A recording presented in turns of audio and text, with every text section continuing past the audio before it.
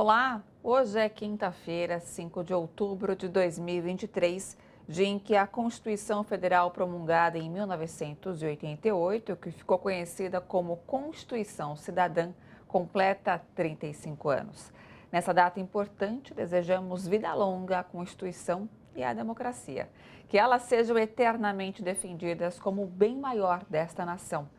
Mas hoje também foi um dia marcado pelos desdobramentos do assassinato brutal dos 3 médicos no Rio de Janeiro, ocorrida ontem à noite. Um deles é irmão da deputada federal Sâmia Bonfim. Nesta quinta-feira, foi dia em que Flávio Dino, ministro da Justiça e Segurança Pública, anunciou um pacote de 134 milhões de reais para a segurança pública na Bahia. E hoje ainda foi dia em que a Academia Brasileira de Letras elegeu o primeiro indígena.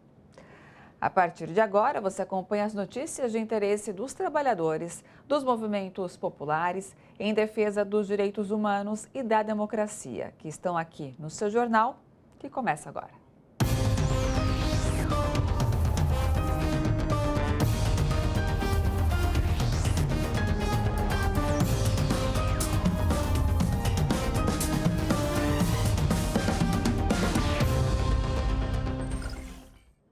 A Comissão de Constituição, Justiça e Cidadania do Senado aprovou nesta quarta-feira, por 15 votos a 11, uma PEC que permite a venda de sangue e seus derivados. Para especialistas em saúde pública, a proposta representa um retrocesso para milhares de portadores de doenças como a hemofilia e a anemia falciforme, que dependem da doação de sangue e têm hoje tratamento garantido pelo SUS. A reportagem é de Daiane Ponte. O sociólogo Herbert José de Souza, o Betinho, era portador de hemofilia e necessitava de transfusões de sangue frequentes. Devido à falta de fiscalização à época, contraiu o vírus do HIV e acabou se tornando um ativista pela testagem em bancos de sangue. Em 1988, denunciou que as instituições privadas não faziam a testagem e lutou para que o dispositivo da Constituição que proibia a compra, venda ou qualquer tipo de comercialização de sangue, componentes e hemoderivados fosse regulamentada, o que só ocorreu em 2001. Mas essa importante conquista está ameaçada após a CCJ no Senado aprovar a comercialização de sangue e seus derivados. Foi uma vitória da construção e da mobilização social e política também, a gente conseguir que na Constituição Federal fosse vedada qualquer tipo de comercialização do sangue e dos seus hemocomponentes, dos seus hemoderivados.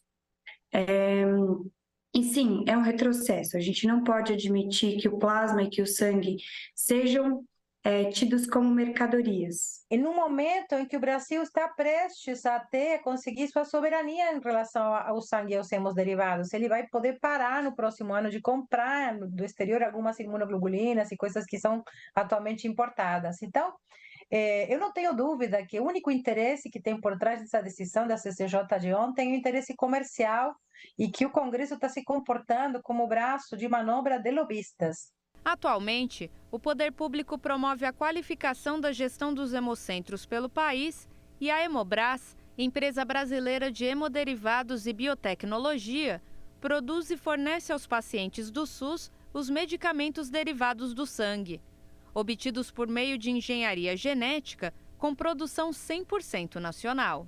A aprovação da PEC, ela traz prejuízos não só para grupos específicos, mas também para toda a população brasileira, uma vez que a Política Nacional de Sangue, Componentes e Hemoderivados e a Hemorrede, que é referência mundial, ela abastece não só a saúde pública, como também a saúde privada. Neste momento, quando há em curso uma política claramente sustentada pelo Ministério da Saúde e a partir da sua Secretaria de Ciência e Tecnologia, que diz que haverá apoio e envolvimento, investimento para desenvolvimento do complexo econômico e industrial da saúde, é um absurdo que isso tenha acontecido. A proposta de emenda constitucional ainda deverá ser votada no plenário do Senado.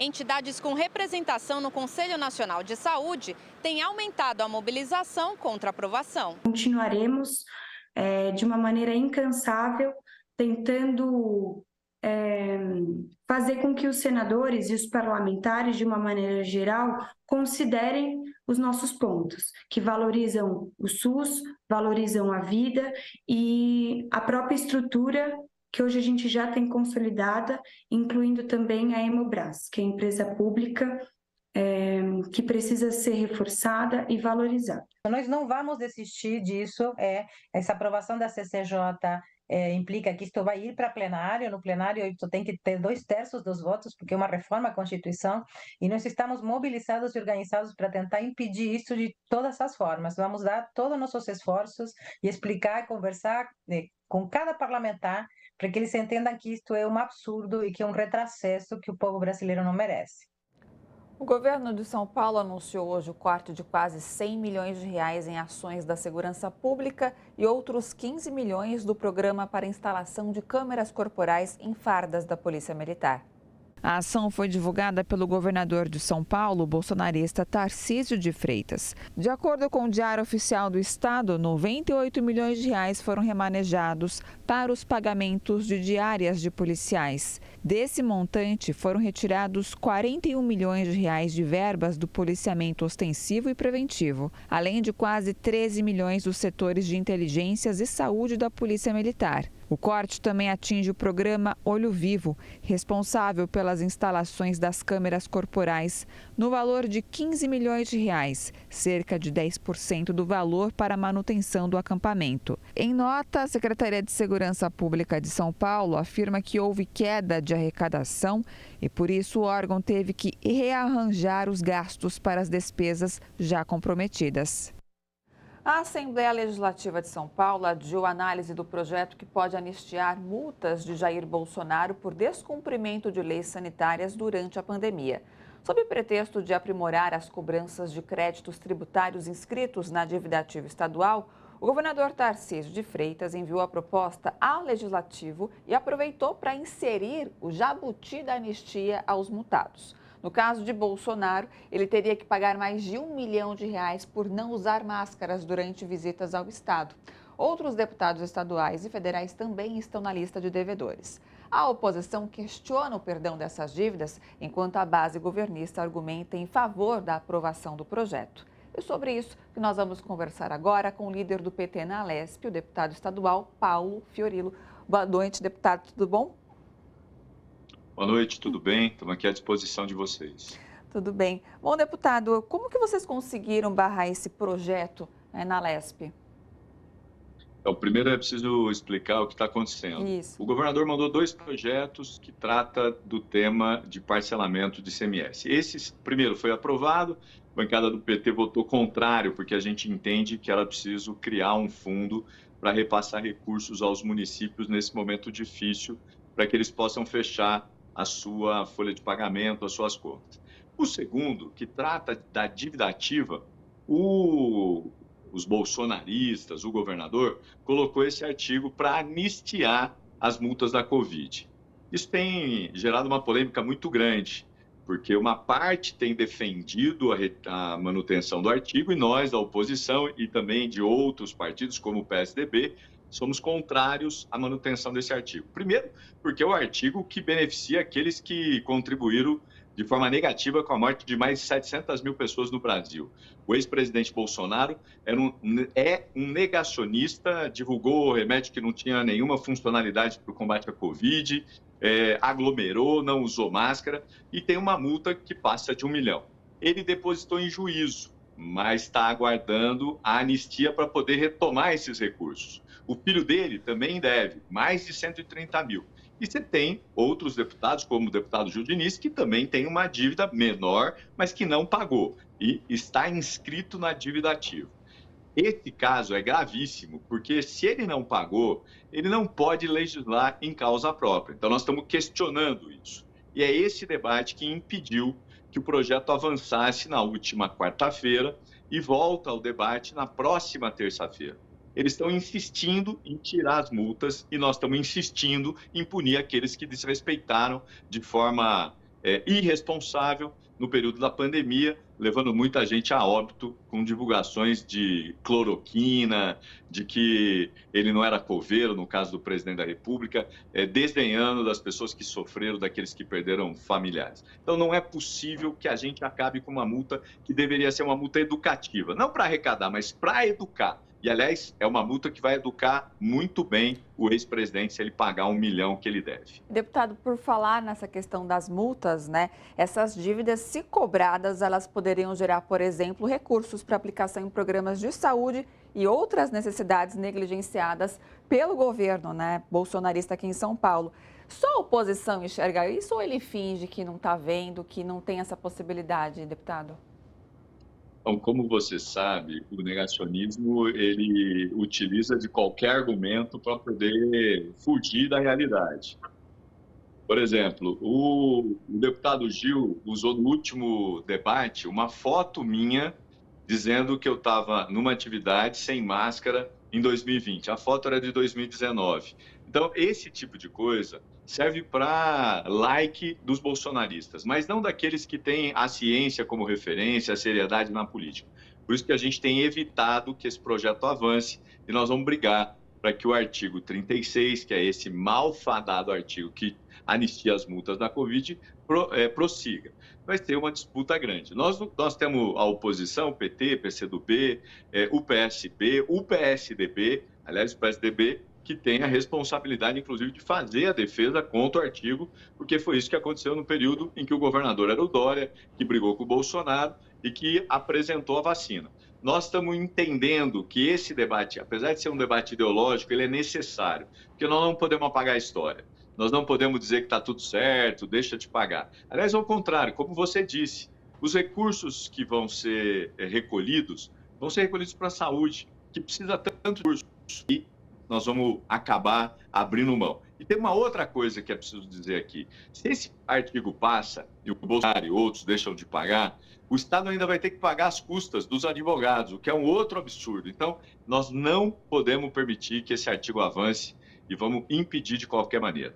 Inclusive na justiça, se for o caso. Isso. E, deputado, é possível a gente fazer um comparativo entre as multas impostas aos sindicatos por conta das greves contra as privatizações e a anistia das multas do Bolsonaro?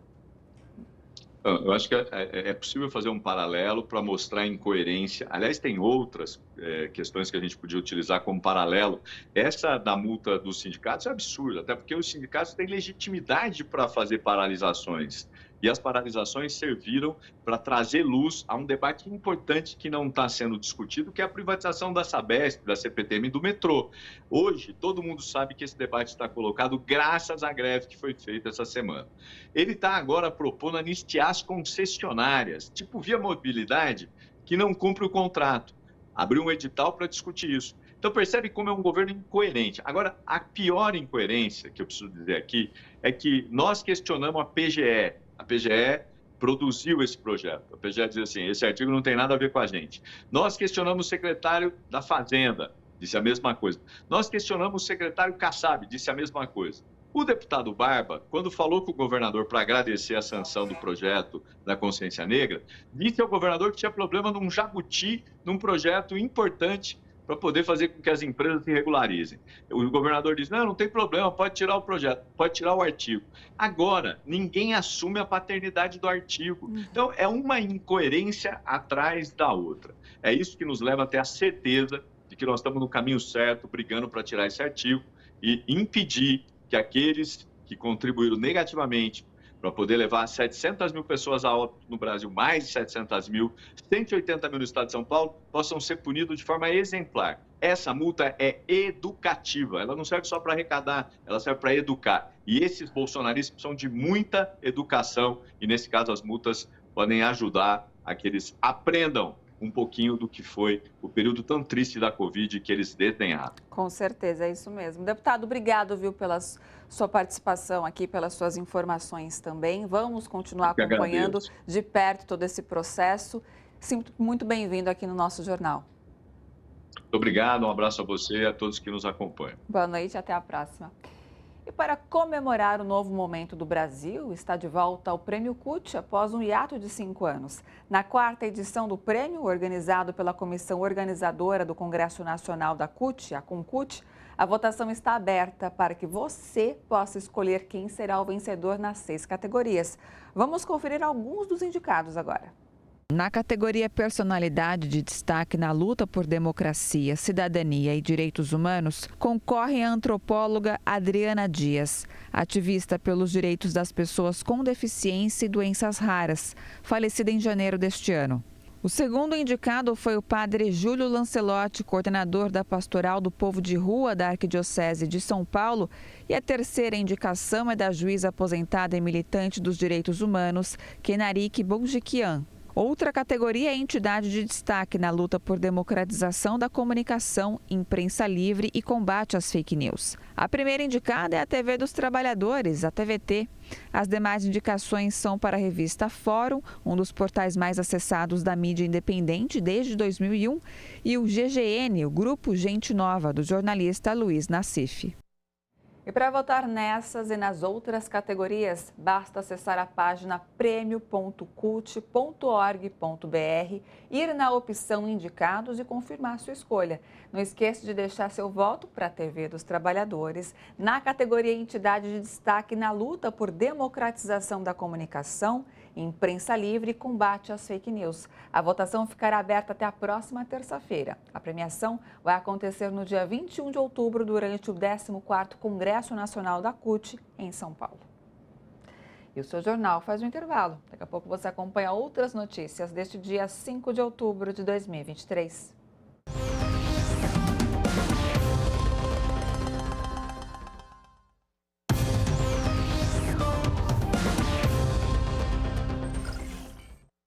Um crime bárbaro. Na madrugada desta quinta-feira, 3 homens foram executados em um quiosque na Barra da Tijuca, zona oeste do Rio de Janeiro. Todos eram médicos ortopedistas de São Paulo e estavam no Rio para participar de um congresso. Uma 4ª vítima também foi baleada. Ela está hospitalizada e apresenta quadro estável. Entre os mortos está Diego Ralph Bonfim, irmão da deputada federal do PSOL, Sâmia Bonfim. A reportagem é de Adriana Maria. Os 4 amigos ortopedistas estavam em um quiosque na Barra da Tijuca, em frente ao Hotel Windsor, onde participariam de um congresso de medicina ortopédica. Marcos de Andrade Cursato, Perseu Ribeiro Almeida e Diego Ralph Bonfim não resistiram aos ferimentos. Daniel Proença também foi baleado e está internado. Câmeras de segurança mostraram a ação dos bandidos. Estava do lado do corrido ali, a gente estava tomando uma cerveja, comendo, e aí a gente ouviu um barulho, parecia garrafa quebrada. Quando deu a segunda, terceira barulho idêntico, a gente percebeu que era tiro, e aí a gente desceu correndo para a hora da praia. Quando deu um minuto mais ou menos, eu voltei, tinha deixado meus pertences ali na mesa, e não tinha roubado nem nada, então a gente percebeu que não foi um assalto exatamente. E aí já tinha ido embora, acho que eram 2 ou 3 elementos ali. Enfim, foi tudo muito rápido e muito assustador. Mais de 30 disparos foram feitos em direção às vítimas. Não teve conversa, não teve voz de assalto nem nada, simplesmente chegaram e atiraram. E foi muito rápido, assim, em questão de 30 segundos já tinha acontecido tudo. Como eu falei, não teve voz de assalto nem nada, foi simplesmente uma execução, não sei porquê. E a gente assustou muito, tinham crianças próximas, o quiosque estava movimentado, apesar do horário, e a gente se assustou bastante. A Polícia Civil do Rio afirmou em pronunciamento que o fato é grave e que a investigação será rigorosa.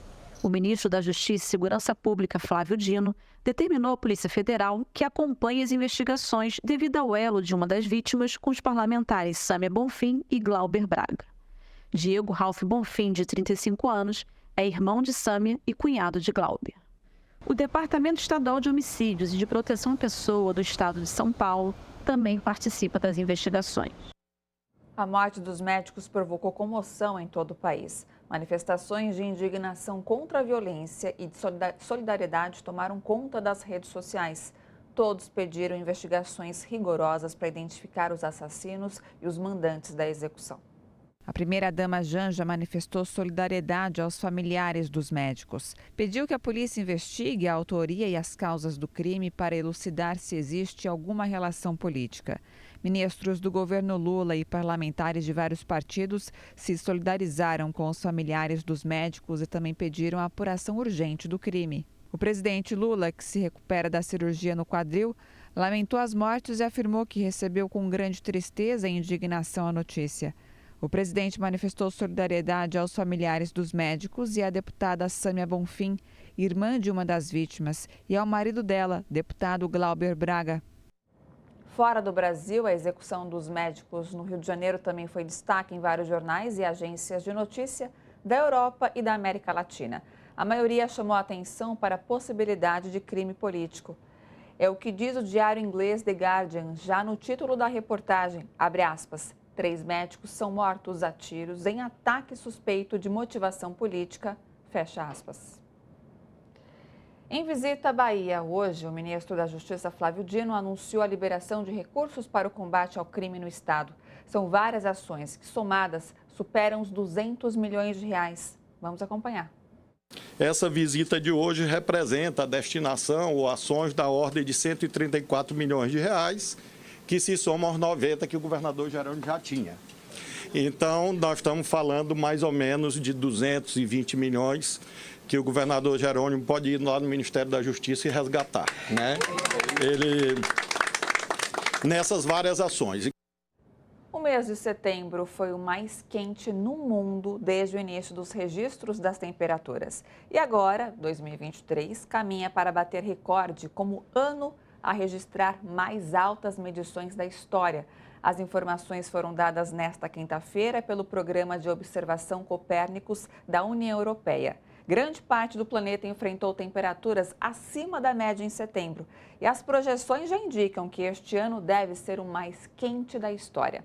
Relatório do programa informa que a temperatura média de setembro ficou 0,93 graus acima da média do período 1991-2020 para o mês e 0,5 graus acima do recorde anterior de 2020.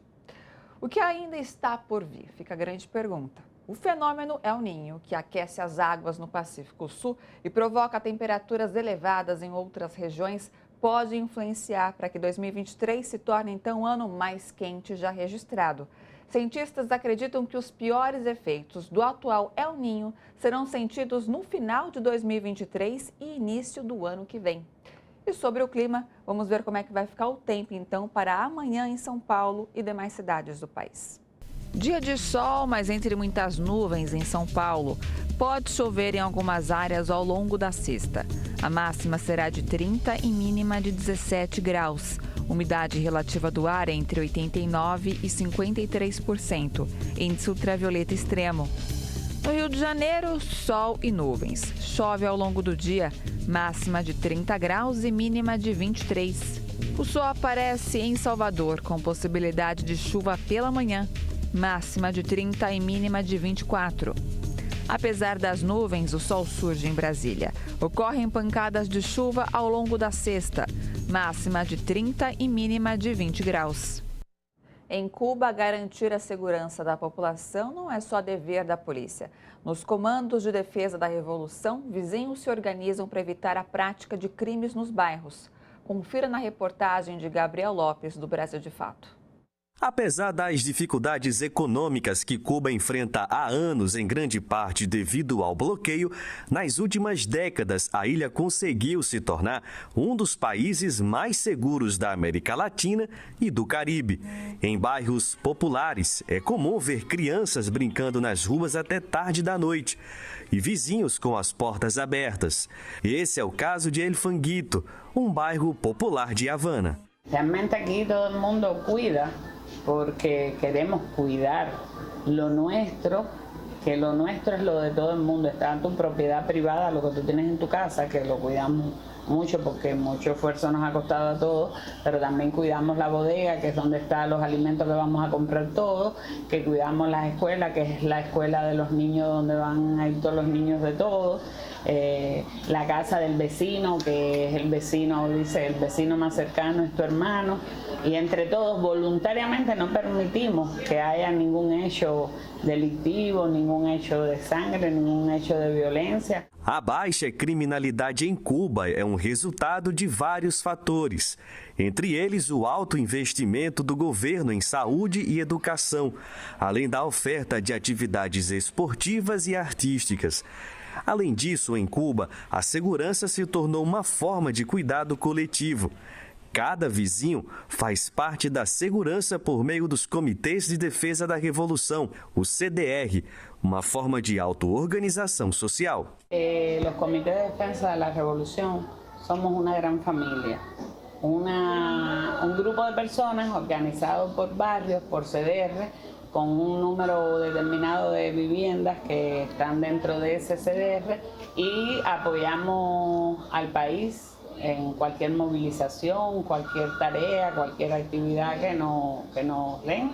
Y los cederistas, muy de buena voluntad, por propia espontaneidad incluso, se toman iniciativas, se dan ideas, se hacen propuestas de cómo resolver los problemas. Criados em 28 de setembro de 1960, depois que Cuba sofreu um ataque de mercenários estadunidenses, os Comitês em Defesa da Revolução se tornaram a organização de massa mais importante da ilha. A ideia dos CDR surgiu a uma etapa que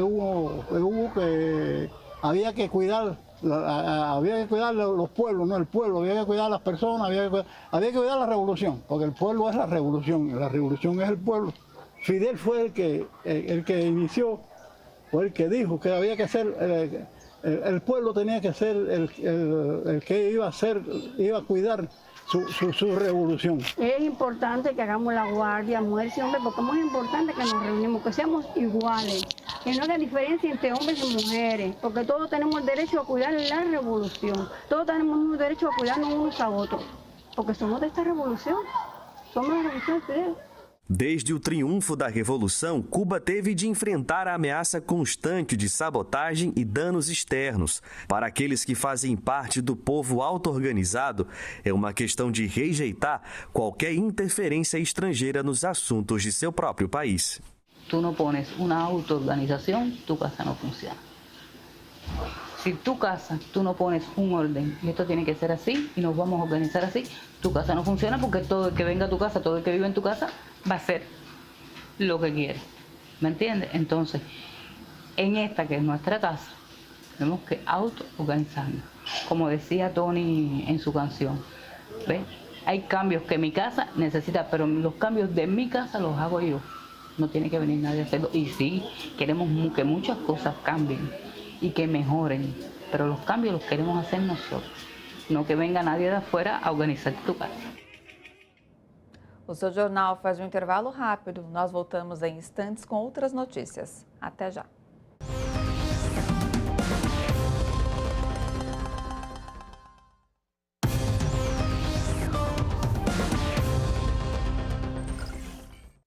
Moradores do Tremembé, na zona norte da capital paulista, denunciam irregularidades na recente eleição para o Conselho Tutelar e vão recorrer ao Conselho Municipal dos Direitos da Criança e do Adolescente.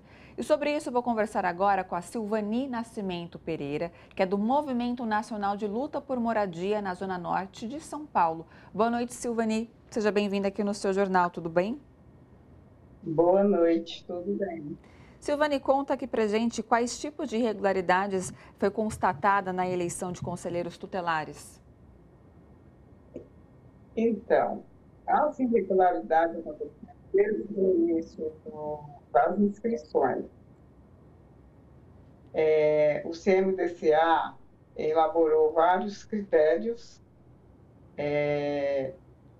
para que os candidatos pudessem se inscrever para se candidatar.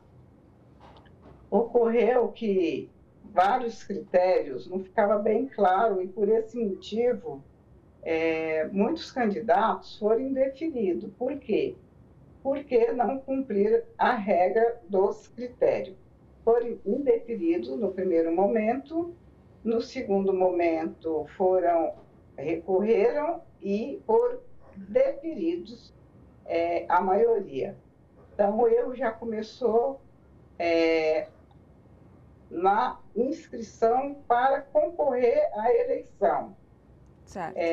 Segunda questão, dentro desses critérios, não poderia fazer boca de urna, não poderia fazer chapas, não poderia fazer a campanha com mais de um candidato, né, acompanhado de mais de um ou dois ou 3, 4, 5 candidatos, que seria visto como chapa. Ok.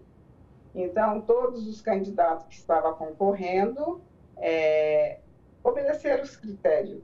Ninguém formaram chapa. Eu estava apoiando a candidata, né, que saiu em nome do nosso movimento, né, que é o Movimento de Moradia, e nós não compomos com ninguém, com nenhuma entidade, com nenhum movimento, com nenhum representante de igreja, saímos sozinhas, só a candidata e o nosso apoio. Deixa que no domingo, 1º de outubro, ocorreu a eleição das 8 às 17 horas da tarde. Foi um dia chuvoso. E qual foi a nossa surpresa? A Igreja Universal fez toda a campanha dela, dos candidatos, que são 5 candidatos, dentro do Templo Universal. Fizeram chapa, uma composição de 5 candidatos. Ou seja, o CMDCA é composto de uma maioria da Igreja Universal. Ou seja, eles próprios elaboraram os critérios onde eles desobedeceram esses critérios. Então, não... Oi. Não, pode terminar a sua conclusão, mas eu ia já aproveitar o gancho e perguntar dos argumentos apresentados, né, no recurso municipal dos direitos da criança e do adolescente. Quais foram esses argumentos? Os argumentos foram referentes aos critérios. Chapa, ninguém fez chapa, a Universal fez chapa. O outro critério, não poderíamos fazer a campanha dentro de templos religiosos, igrejas, entidades, associações. E a Universal usou o templo para fazer a campanha. Os pastores da Igreja Universal fez a chapa de 5 candidatos. E no culto pedia para os fiéis votar nos 5 candidatos da Igreja Universal, sendo que o Conselho Tutelar é um órgão muito importante. O povo brasileiro não reconhece, a maioria não reconhece o Conselho Tutelar. Por quê? Não é divulgado, né? O povo não se interessa, a população, o fato de não ser uma eleição obrigatória, não faz nenhum esforço para ir até os pontos de votações, votar nos seus candidatos que têm o perfil e toda a formação para atuar como um conselheiro tutelar. Porque hoje os conselheiros, a maioria dos conselheiros, ele não cumpre com o dever e os critérios que exige o ECA, que é o órgão que protege a criança e o adolescente. Silvani, então a gente agradece, viu, sua participação. Boa sorte para vocês aí em toda essa luta. Qualquer novidade pode entrar em contato conosco. E boa noite para você. Boa noite. Até uma próxima. E o auditor fiscal Ricardo Pereira Feitosa, chefe da área de inteligência da Receita Federal no governo Bolsonaro, foi demitido. O motivo foi ter utilizado seu cargo para obter vantagens pessoais, prejudicando a integridade da função pública. A demissão foi recomendada após a conclusão de um procedimento administrativo disciplinar. Feitosa é apontado como responsável por promover uma devassa fiscal de opositores e adversários políticos de Jair Bolsonaro. Durante sua gestão na inteligência da Receita, Feitosa acessou e copiou informações, inclusive de Eduardo Gussen, então procurador-geral de Justiça do Rio, que estava à frente das investigações sobre um suposto esquema de rachadinha no gabinete de Flávio Bolsonaro. Também acessou os dados do ex-ministro Gustavo Bebiano e do empresário Paulo Marinho, aliados que se transformaram em adversários da família Bolsonaro. A Comissão de Constituição e Justiça do Senado aprovou nesta quarta-feira, em menos de um minuto, por unanimidade, uma proposta de emenda à Constituição que limita decisões monocráticas e pedidos de vista do Supremo Tribunal Federal. Agora, a PEC será encaminhada para o plenário do Senado. Segundo os senadores, os pedidos de vista são muitas vezes usados para retardar uma votação que o ministro sabe que será voto vencido. A aprovação da PEC acontece após o ministro Nunes Marques, em decisão monocrática, suspender as quebras de sigilo de Silvinei Vasquez, ex-diretor da Polícia Rodoviária Federal, que haviam sido aprovadas pela CPMI dos atos golpistas de 8 de janeiro. E o ex-juiz parcial e hoje senador Sérgio Moro, do União Brasil, pediu em despacho que deputados federais e o presidente do Tribunal de Contas do Paraná fossem gravados, quer dizer, grampeados. O documento está nas mãos do Supremo Tribunal Federal e foi divulgado pela Globo News. O despacho assinado por Moro desmente a versão dele de que nunca pediu gravações contra autoridades com foro de prerrogativa de função. No documento de 2005, o então juiz pediu ao condenado e agente infiltrado Tony Garcia, que foi deputado estadual pelo Paraná, para gravar deputados e o presidente do Tribunal de Contas do Estado, Heinz George Herg, o que não poderia ser feito por um juiz de primeira instância. Moro é acusado por Tony de chantagear juízes de cortes superiores usando gravações. Moro se defende dizendo que a imprensa não deveria dar crédito a bandidos como seu ex-agente Tony Garcia. Tony, que tinha um acordo de colaboração premiada com Moro, afirma que os documentos provam o que ele denuncia e que o ex-juiz parcial é covarde e um mentiroso patético. A Constituição Federal Brasileira completa hoje 35 anos. A Carta de 1988 é considerada um grande avanço do país, principalmente em termos sociais e civilizatórios. O ministro Luiz Roberto Barroso, presidente do Supremo Tribunal Federal, destacou a importância do documento durante seminário sobre os 35 anos da promulgação da Constituição.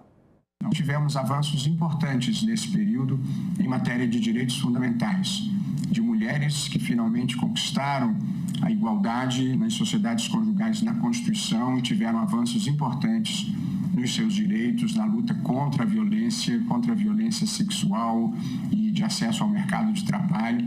Tivemos avanços importantes em matéria de ações afirmativas e proteção das pessoas afrodescendentes. Tivemos avanços em relação à proteção dos direitos das comunidades indígenas na demarcação de suas terras, uma luta difícil e ainda inacabada, mas que também teve avanços. Portanto, faço alguns registros positivos desses 35 anos, em que, no entanto, ainda enfrentamos grandes problemas de uma desigualdade abissal, de ainda pobreza extrema em algumas partes do Brasil, que é inaceitável num país com a riqueza que nós temos.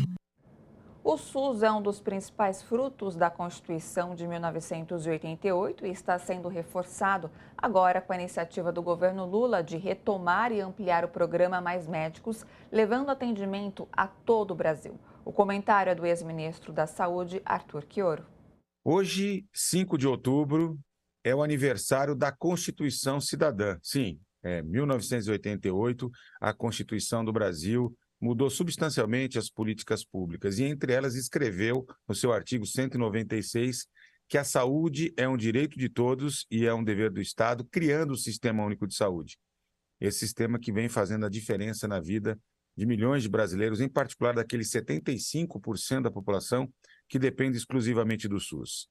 Um dos aspectos importantíssimos trazidos pelo SUS foi a atribuição de responsabilidades tanto à área da educação, por meio do MEC, como ao Ministério da Saúde, na formação e na garantia de trabalhadores e trabalhadoras da saúde, nas suas mais diferentes áreas de atuação e especialidades, aptos a cuidar da saúde da população. E é nesse sentido que o governo federal, já desde 2013, vem enfrentando esse desafio de garantir, em particular, profissionais de saúde voltados às nossas necessidades. E essa é uma das premissas do Mais Médicos. Ontem, em Brasília, o ministro da Educação, Camilo Santana, e a ministra da Saúde, Nízia Trindade, lançaram um edital para abrir novas vagas de medicina em regiões do país que contam com indicadores de médicos por 1.000 habitantes abaixo da média nacional. O objetivo é desconcentrar essa oferta, promover não só a formação, mas mais qualidade na formação, com a meta de atingir um indicador de 3,3 médicos por 1.000 habitantes, que é o patamar recomendado pela Organização da Cooperação e Desenvolvimento Econômico, a chamada OCDE. Para isso, se analisou o comportamento da distribuição dos médicos e um cenário futuro, né? E reservou-se 2.000 vagas para abertura futura e expansão das universidades federais, outras 2.000 vagas para expansão de cursos já existentes e que têm capacidade de ampliar, e são lançadas agora 5.700 novas vagas a partir desse edital.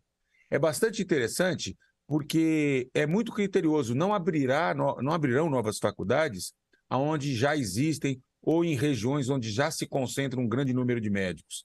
Então, são exatamente as regiões que têm menos de 2,5 médicos por 1.000 habitantes, que reúnam condições de infraestrutura, rede básica, saúde mental, urgência e emergência, e hospitais com pelo menos 80 leitos, regiões com capacidade de abrigar leito, é que vão ser contempladas. E é assim que 116 regiões estão aptas, nos próximos meses, a receberem propostas de instituições federais, de instituições particulares, de instituições que tenham maior experiência e qualidade na oferta de cursos de medicina, para que o Brasil possa corrigir essa distorção, ou seja, garantir não apenas formação na graduação, mas também a residência médica, que é fundamental para fixar os profissionais de saúde nas mais diferentes regiões do Brasil.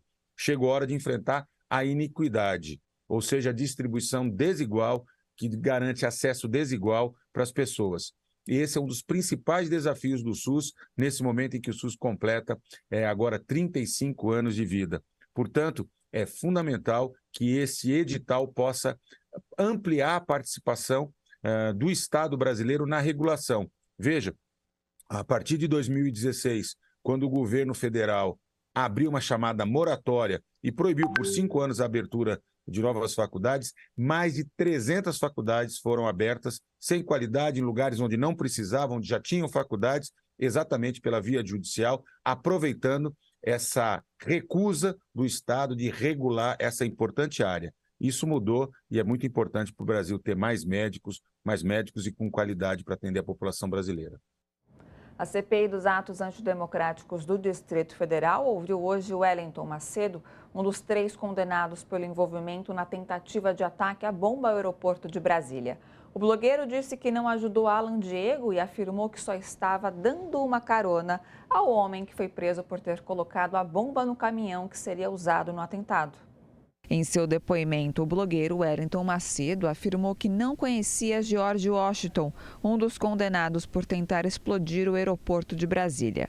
Já sobre o outro homem, Alan Diego dos Santos, que também foi preso por participar da tentativa de atentado, Macedo afirmou que não o conhecia, até ele entrar em contato pedindo uma carona para o aeroporto. O blogueiro contou que tentou se afastar de Alan Diego, mas que o rapaz não descia do automóvel. Ele afirmou que não sabia que ele carregava bombas que colocaria em vários lugares. Ele pediu que eu retornasse, acho que foi a 3ª vez, se eu não me engano, já era por volta de 3h30, 3h40 da madrugada. Da madrugada? Sim. E quando ele avistou o caminhão, ele pediu para eu parar na frente do caminhão. Então, e a bomba já estava armada? Não, a sacola estava no banco traseiro. Ele não tinha nada nas mãos até esse momento. Eu não sabia de nada até aí, né? E eu imaginei, porque o local que estava o caminhão, ao lado tinha uma locadora de veículos, estava aberta. Sim. Né? As luzes estavam todas acesas. Eu imaginei que ele ia descer e alugar um carro, porque eu insistia muito que ele deixasse o meu veículo. Né? Eu reduzi a velocidade para estacionar na frente do caminhão. Ele aproveitou, baixou o vidro, rapidamente pegou a sacola no banco traseiro, tirou uma caixa e colocou parte do corpo fora e alcançou e jogou em cima do paralama do caminhão. O senhor viu ele colocando isso no paralama? Sim, aí... E o senhor viu que tinha banana de dinamite? Não, senhor. Eu perguntei o que estava acontecendo, aí eu vi na mão dele um controle. Um controle remoto. Tipo de ar-condicionado, coisa parecida. Sim. Perguntei o que era que estava acontecendo. Aí ele disse, não pare mais, pode seguir. Aí eu disse, o que você está fazendo? O que está acontecendo? Aí ele me falou, eu vou explodir o caminhão. Eu disse, ele confessou ali para o senhor, naquele momento que explodiu o caminhão? Sim. Aí o que o senhor disse para ele, nessa hora que ele disse que explodiu o caminhão? Eu entrei em pânico, eu entrei em desespero. Após ouvir o depoimento, o presidente da CPI, Chico Vigilante, questionou se Macedo havia relatado a alguém sobre o que aconteceu durante o transporte de Alan Diego. O senhor tinha cometido um deslize de transportar um elemento que estava com a bomba? Eu tive muito medo e eu não sabia naquele momento e nem no dia seguinte que decisão tomar. Sim. O senhor não comunicou à Folha? Não, senhor.